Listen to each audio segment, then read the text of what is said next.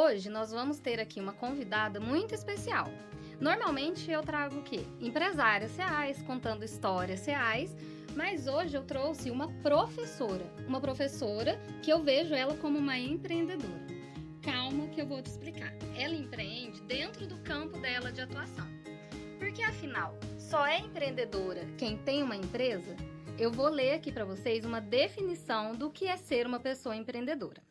Ser empreendedora significa ser uma realizadora e inovadora.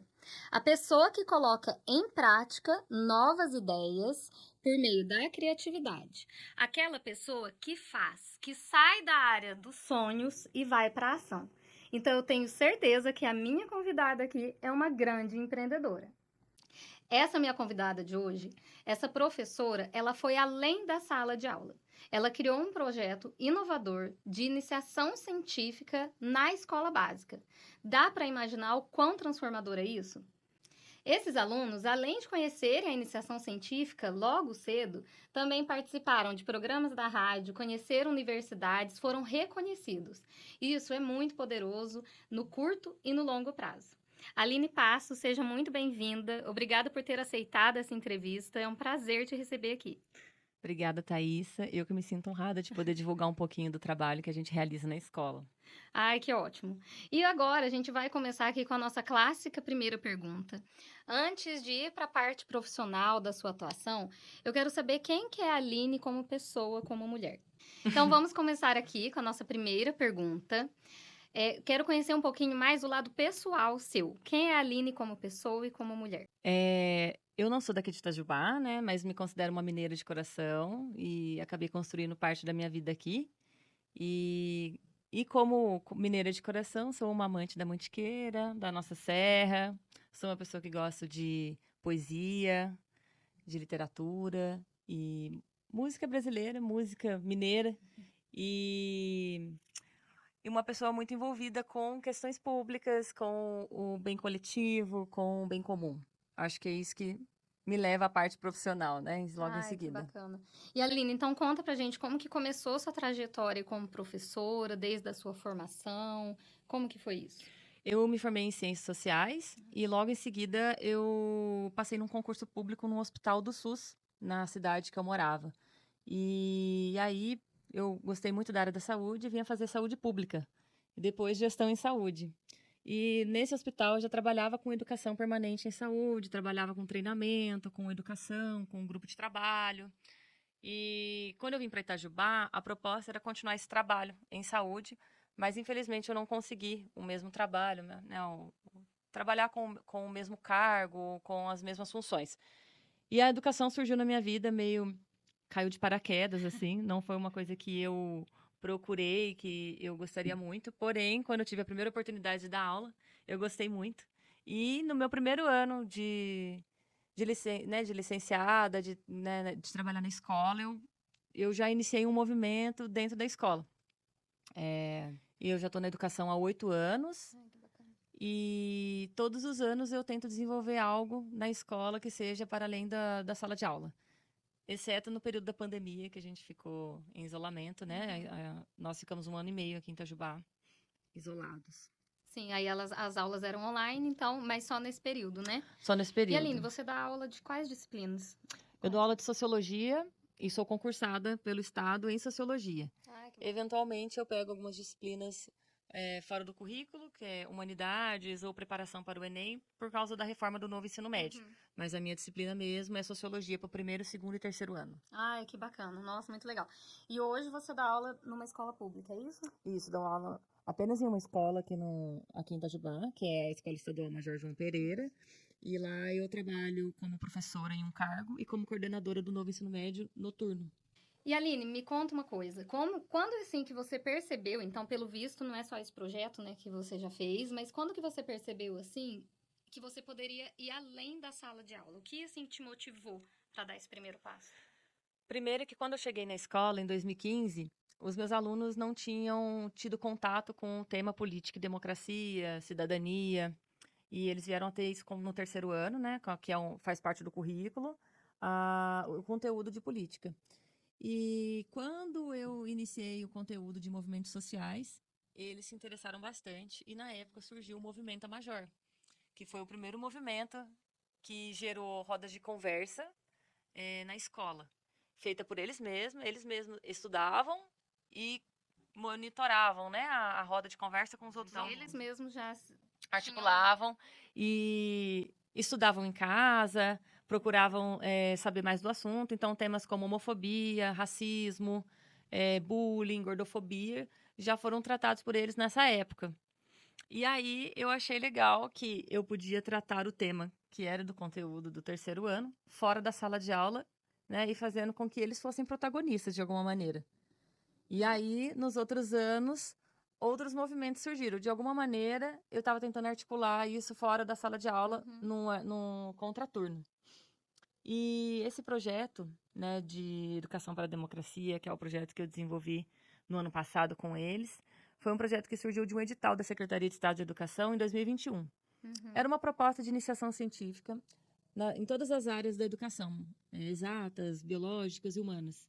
E eu inscrevi um projeto de política, mas ele não foi tão pretensioso, sabe, na época. Porque tudo foi muito rápido o processo, então eu inscrevi um projeto e aí a gente recebeu uma verba para desenvolver ele na escola. Então, esse projeto de iniciação científica que você fez, então, iniciou ali por meio desse edital. Você viu um edital, achou Isso, interessante, escreveu um projeto, acreditou ali, mesmo assim, pensando, nossa, será que vai, não vai? E enviou e acabou sendo contemplado no edital. exatamente, foi isso mesmo. Aí eu me coloquei como professora orientadora e 12 alunos se inscreveram para serem meus orientandos. Só que isso nunca tinha acontecido ainda, nem por proposta do Estado, nem por propostas voluntárias, né, na escola. E aí o projeto foi acontecer mesmo no ano de 2022, foi quando se efetivou o processo, né, de escrita do projeto científico. Tivemos um professor orientador também de outra escola e recebemos uma verba de R$ 80.000. Dessa verba de R$ 80.000, foram divididas entre notebooks que os alunos receberam para poder utilizar durante o ano na pesquisa, mas eles não ganharam esse notebook, voltou para a escola como patrimônio. E a verba restante, a gente pôde realizar algumas viagens, né, e compra de materiais, livros, tudo que pudesse contribuir para esse projeto acontecer na escola. E assim, o que aconteceu de diferencial foi que em todas as escolas isso aconteceu. Alguém desenvolveu algum projeto. Só que em maior ou menor grau, né, as pessoas se envolveram mais com o projeto. E eu me envolvi bastante, a ponto de, no final do projeto, né, da escrita científica, a gente tem inscrito num congresso de iniciação científica em Taubaté, na Unital. Fico imaginando, assim, o poder que isso tem na vida desses alunos, e não só dos 12 que participaram diretamente, mas dos amigos deles que viram eles participando, que surge ali, nossa, opa, existe isso. Existe essa possibilidade. Eu tive essa oportunidade de conhecer a universidade, de apresentar num congresso, coisa que muitas vezes nem universitário às vezes participa. Nem Exatamente. universitário tem isso. E já tem isso desde cedo, assim. Então isso é muito bacana. E como que se decorreu, então? Apresentaram lá em Taubaté? E como que foi? Vou voltar um pouquinho Pode voltar. antes para a gente entender um pouquinho como foi o processo. O projeto ele investigou a política na escola. Então, eles tiveram o primeiro contato com escrita científica quando a gente elaborou o projeto, escreveu, e depois a gente teve que elaborar um questionário e aplicar o questionário. Então, eles fizeram todos os processinhos que uma pessoa faria num TCC, né, numa iniciação científica na faculdade. Aí eles aplicaram os questionários, então nós investigamos o que os alunos do primeiro e segundo ano pensavam sobre política. E eles, depois de ter aplicado, nós fizemos uma análise do conteúdo, das respostas. Então foi uma pesquisa quanti-qualitativa. E no final do projeto, restaram apenas 4 alunos. Por quê? Entre 2021 e 2022, né, que eles foram selecionados, muitos desistiram porque começaram cursos no período da tarde e não puderam mais participar. Mas esses 4 que ficaram até o final, nós sentamos, analisamos, fizemos gráficos, fizemos uma tabulação de dados juntos, entender o que é esse processo, por que na ciência é importante tabular dados, por que é importante investigar com método, por que é importante a metodologia. Antes até desse processo de pesquisa, nós tivemos uma introdução. Então, eu dei aula para eles sobre o conteúdo de democracia, cidadania, o que é política, para eles entenderem que a política, ela não não é algo que está distante de nós, né? A política do comum, assim, tirando a parte institucional, sistêmica, que eles têm que entender e saber compreender como funciona, nós temos a política no nosso dia a dia, que é o fazer da escola, né? Todas as decisões que são tomadas, todas as tretas que acontecem na escola são políticas, de alguma maneira. E aí, quando eles tiveram essa familiaridade, a gente partiu para o questionário e para a tabulação de dados. Depois disso, a gente terminou a escrita, e aí surgiu a ideia do Congresso. Mas nesse meio tempo, nós fomos para a Assembleia Legislativa de Minas, em Belo Horizonte. Então, eles conheceram os gabinetes dos deputados, onde eles trabalham, o que o Poder Legislativo faz, né, do nosso estado. Foram no memorial da Assembleia. E aí, no retorno, a gente foi convocado para ir em Taubaté. Fomos apresentar com um pôster com mais de 150 trabalhos. E aí Olha a que gente legal. venceu em primeiro lugar. Gente, olha que incrível isso. Muito. E o Ai, que mais parabéns. nos deu orgulho, de alguma maneira, é que nós concorremos com várias escolas particulares do Vale do Paraíba. Olha pra você E ver. nós somos uma escola pública premiada. E aí a gente retornou para ganhar o prêmio lá. Foi muito maravilhoso. Eles ficaram, assim, muito felizes, muito surpresos, assim, né, como assim tudo isso está acontecendo? Eu tenho 17 anos. E aí saíram com o currículo Lattes preenchido, com todas as premiações, com a apresentação, e agora a publicação ainda não saiu. Acredito que deve estar com uma certa burocracia, né? Mas eles vão sair com o artigo publicado. Olha que bacana, gente. Maravilhoso. Antes de entrar na faculdade, Antes de isso entrar é na muito faculdade. incrível, assim, né? Sim, e vindo de escola pública, Vindo né? de escola pública, e eu acho que o mais importante, pelo menos na minha visão que eu vejo, eu acho que, assim, quando a gente é jovem, assim, novo, e a gente descobre que dá certo isso, assim, que, nossa, eu posso, eu consigo, peraí, deu certo, assim, eu entrei nesse grupo, a gente se dedicou e deu certo, eu acho que isso é uma autoestima que não tem preço, assim, é raras coisas que dão essa autoestima por um jovem, assim, então por isso que eu acho esse projeto tão incrível, assim, que dá essa capacidade realmente de falar, não, eu acredito em mim, nossa, que incrível. Igual você falou, nossa, tudo isso acontecendo, nossa, a gente viajou, nós ganhamos um prêmio, Aham. nossa, um artigo publicado. Então isso é muito incrível. E eu até pensei uma coisa agora, tá fora aqui do roteiro, mas eu vou te pedir para explicar para as empreendedoras que estão vendo o que é iniciação científica, porque acabei de ter esse insight aqui, pode ser que muitas pessoas não saibam o que é iniciação científica. E também eu queria que você falasse um pouquinho, Aline, que você fala super bem sobre esse assunto, dessa questão que você falou da política do dia a dia, como que a gente, não é questão de eleição, de nada, é realmente o que a gente tem no dia a dia que a política está tão presente nos Tá. nossos dias. A iniciação científica é esse primeiro contato que a gente tem na universidade, né, com a ciência, ciência é produção de conhecimento. Então, como que se produz conhecimento? Não é só através de estudo, né? Porque estudar por estudar, a gente estuda em casa, né? Então, assim, precisa de um método, a ciência precisa de um método para chegar em algum resultado, precisa de refutação, né? Precisa de experimento. Então, essa iniciação científica usando a própria palavra do iniciação, né? Do iniciar, é essa introdução à ciência e ao trabalho científico. Então, dessa questão realmente de comprovação, né? De ter um método que vai Aham. comprovar que aquela ideia realmente foi validada, né? Sim. Fugir do achismo mesmo. né? Ela Exatamente. realmente- Inclusive, os resultados dessa pesquisa da escola foram bem interessantes, né? Nós descobrimos, por exemplo, que a maioria dos alunos que responderam o questionário, eles consomem o conteúdo de política por meio de Instagram e YouTube, né? Uhum. E a maioria também não sabe o que é política. Então, tá um pouco associado, né? A ideia de não saber e não conhecer, quando nós perguntamos o que você entende por política, e as respostas foram das mais variadas, uma como eu não sei o que é realmente, até uma suposição do que seria, e no caso estava equivocado, né?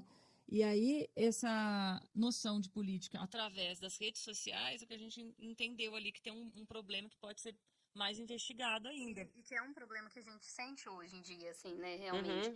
Então, o que seria essa política que está no nosso dia a dia, que a gente...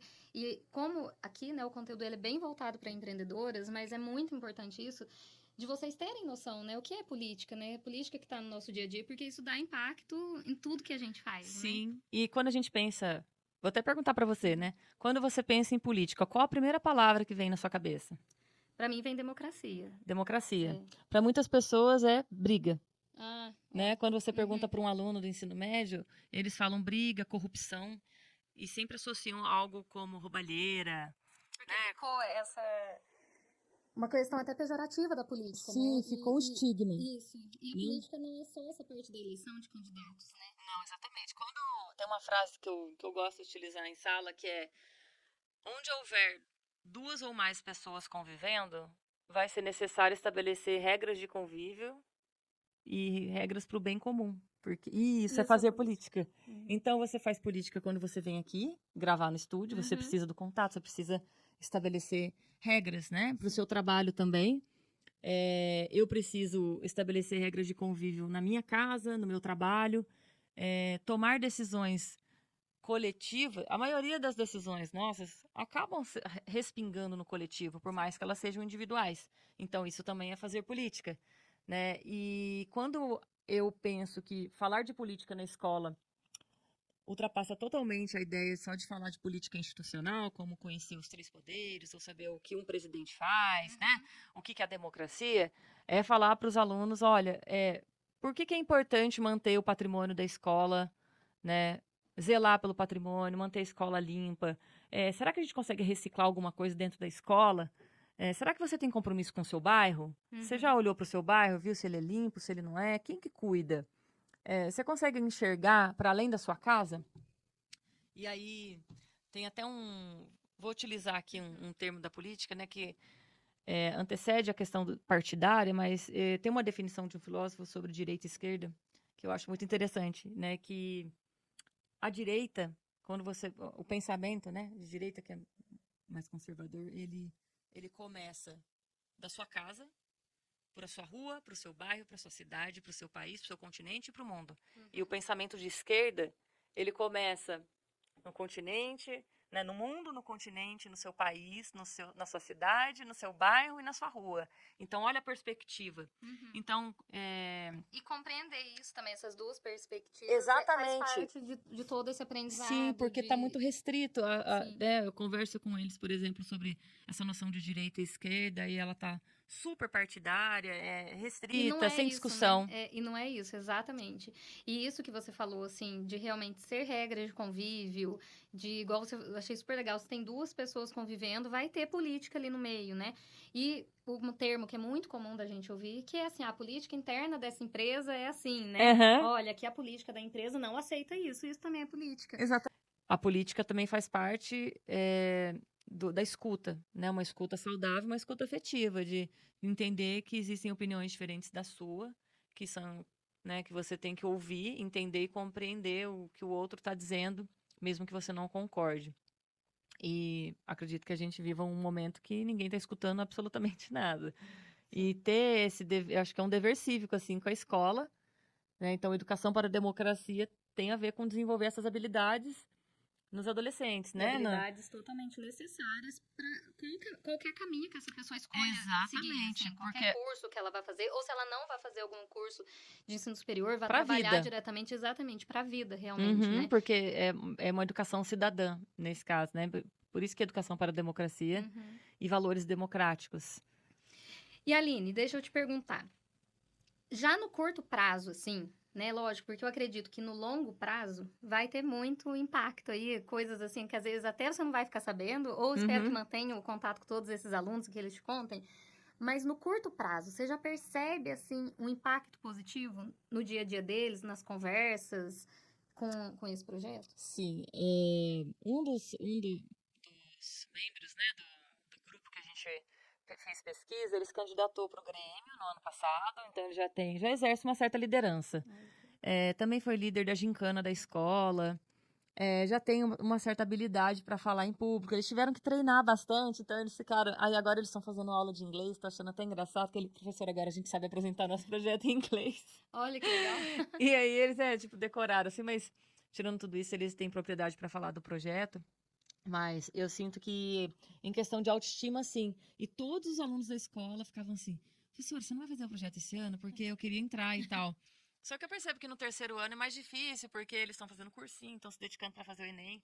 Então é uma dedicação mais difícil. Mas já vejo uma evolução, assim, nas habilidades sociais, sabe? Uma capacidade de pensar além do seu quadradinho. É isso que eu tenho notado neles, que eu continuo dando aula para eles, né? No terceiro ano e a gente tá falando de política esse ano. Ai, que ótimo. E aí eles já vieram, né, com essa carga ali do outro ano, né, Sim. dessa experiência. Uhum. E olha que legal pra ver, né, que o pessoal que não participou já tá curioso, que quer participar, né? Tá, Então já quer. desperta realmente essa vontade, assim. Porque, lógico, a sala de aula ela é muito importante, tem o Enem, tem as disciplinas, mas eu acredito que o extra classe, que é tudo experiência, igual a gente tá falando aqui de um módulo de experiência, tudo que a gente vive agrega de uma forma, assim, Uhum. tanto no curto prazo, como autoestima, um poder descobrir que é um bom líder. Nossa, pera, eu tava ali, pô, descobri que eu consigo organizar pessoas Uhum. e tudo mais, né? Mas vai somar essa experiência lá na frente. Quantas coisas que nós vivemos com 17, 18 anos, Sim. nasceu lá aquela habilidade, a gente descobriu lá e até hoje a gente usufrui disso, né? E Aline, você me disse que esse edital ele abre, né, para várias escolas, mas você acha que além até do edital, sem depender do edital, esse projeto ele pode ser replicado em outras escolas, lógico, às vezes com uma escala menor de investimento? O que você acha? Eu acho que sim, acho que dá para continuar. É claro que o investimento é importante para a escola e para o professor também, né? Porque nós recebemos em uma carga horária de aula, Uhum. né? Então isso acaba gerando uma valorização. Iniciação científica pode ser feita em qualquer lugar, não em qualquer lugar, né? Mas assim, desde que haja dedicação, empenho e eu acho que uma supervisão, porque eu acho que tem que ter essa parceria. Nós tivemos uma parceria com professores que tinham pós-graduação, mestrado e doutorado, e mais a secretaria que supervisionou o andamento do projeto. Então também precisa, porque fazer ciência também não é, né, não é você só sentar e fazer o questionário da maneira que você quer. Nós passamos por um comitê de ética em pesquisa para saber se poderíamos ou não fazer essa pesquisa. Mas eu acho que eu optaria por uma parceria com a universidade. Então, nós temos aqui a FEP, nós temos a medicina, nós temos a Unifei, então Uhum. essa parceria poderia acontecer de diversas maneiras, poderia ser Que algo algo, comum sim. todos os anos acontecer iniciação científica sem depender do Estado. Sim, de depender às vezes de um edital, né, que E não abre sim, tantas vezes. E isso vale para todas as cidades, né? Se você é de outra cidade, ou você tem uma escola, ou você é professora, até me conta que se tiver pessoas aqui na turma que sejam professoras, e quem aí tem filhos também nas escolas, né? uhum, Quem sabe não pode ser uma oportunidade de sugerir para a diretoria, às vezes de uma escola, com uma universidade, se tem universidade na sua cidade, de falar, nós vamos montar uma turma, porque é uma grande oportunidade para quem é jovem, né? Para quem é mais uhum. novo aprender. E isso às vezes ali, naquele momento ali, até nasce ali uma vontade de um curso específico, né? Porque o contato, eu acho, quanto mais novo é, o contato dentro da universidade abre portas, né? Nós vamos chegando aqui ao final da nossa entrevista com a nossa clássica pergunta final. Aline, eu quero saber o que que te move, o que que te motiva, qual o seu propósito, assim. Eu fiquei um tempo pensando sobre isso, né? Porque saber o seu propósito gera muitas questões, reflexões, né? Mas eu uma vez falei com uma amiga, uma amiga que me inspira bastante. Depois eu até vou deixar a indicação do livro dela para quem se interessar em política. E uma vez eu deixei um recado para ela falando assim que ela era uma começadora de coisas. Não existe essa palavra assim, né? Mas eu acredito que eu também seja essa pessoa, né? Que eu gosto de começar coisas, iniciar coisas. E por mais que elas tenham às vezes um tempo, né, determinado, eu gosto de ver uma transformação. E gosto de que essa transformação seja parte do bem comum, sabe? Eu não consigo imaginar algo. Por muito tempo eu pensei em trabalhar para o setor privado, mas é muita alegria assim ver algo acontecendo no setor público, devolver isso, né, de alguma maneira para as pessoas, para a população e trabalhar com rede pública assim, com o ensino médio. Talvez daqui 5 anos eu não esteja mais na educação, né? Eu não sei, estou super aberta para novas experiências, mas é gratificante demais fazer um giro, né? Fazer articular coisas dentro da escola que são fora do currículo, que acredito que gerem mais conhecimento do que apenas dar aula dentro da sala de aula, Ai, que legal. sabe? Então, eu acho que eu sou uma articuladora nesse sentido. Assim, meu propósito é articular coisas. Eu não importa onde eu estou. Eu estava no hospital do SUS. Eu me apaixonei pelo SUS e fiz saúde pública. Fiquei maluca e amava tudo que eu fazia lá dentro. Depois eu fui para educação, me apaixonei pela educação e estudei e aí, entende? Então, onde eu estou começando coisas. Acho que meu propósito vai além da profissão. Ai, que lindeza. E é isso que faz ser tão lindo o seu trabalho. E esse propósito realmente muda tudo, né? Por isso que eu sempre pergunto do propósito, porque eu acho que quando a gente pergunta do propósito, a gente conhece mais a pessoa até do que quando ela se apresenta na primeira pergunta, né? A gente realmente vai no fundo da alma mesmo. Agora aqui, Aline, um momento fora do roteiro, que eu vou aproveitar a sua presença aqui nessa entrevista para fazer uma homenagem a todos os professores e professoras, inclusive as professoras da minha família, minha mãe, minha tia, minha avó, uma família aí repleta de professores, e também a todas as professoras e professores que passaram aí pela minha vida, que somaram de alguma maneira, tanto dentro e fora de sala de aula. Meu muito obrigado, vocês merecem todo o nosso reconhecimento. E vou aproveitar, aproveitando a Eline aqui, vou dar um presente para ela, mas é um presente que eu gostaria de entregar para todos vocês, que é o que eu acho que todas as professoras e professores merecem, gente. Fugindo um pouco daquele clichê de flor e chocolate, é uma massagem relaxante para você ter um momento seu com o pessoal, nossos parceiros aí da clínica, que você vai ser super bem recebida, super bem tratada lá, tá? Que você merece aí recarregar suas forças para você continuar sendo essa pessoa articuladora e fazedora de coisas, tá? Muito obrigada. Acho que é o melhor presente mesmo, numa sexta-feira. Que é o que merece, né? Que eu acho que todos os professores e professoras mereceriam esse presente. E agora chegamos ao fim dessa entrevista tão especial. E eu quero saber de você, te conhecer um pouquinho mais. Se você é professora ou se você tem professoras também na sua família. E me deixa aqui também nos comentários se você teve algum insight, uma viradinha de chave com essa entrevista com a Aline, que eu quero saber e vou fazer questão de responder cada comentário. Um grande abraço e até a próxima!